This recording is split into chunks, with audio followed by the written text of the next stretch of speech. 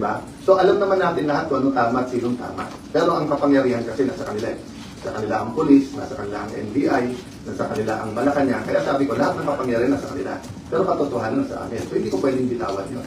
Kailangan lumaban tayo doon. Kasi kung hindi, after this, all you have to do is to get one senator plus Malacanang.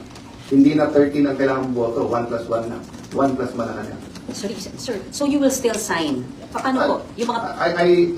That is a practical question na hindi mangyayari because nga, from the bottom, paakyat dun sa office, diba? Never naman nila sinurrender yung SP office. Okay.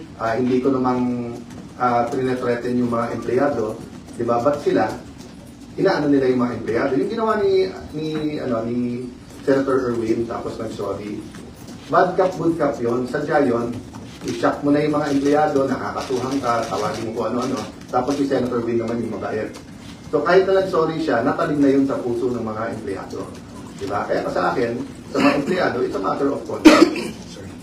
Sir, sorry. So you gave up the signing No, I'm powers? not giving it up. I'm just saying, malamang hindi dumating sa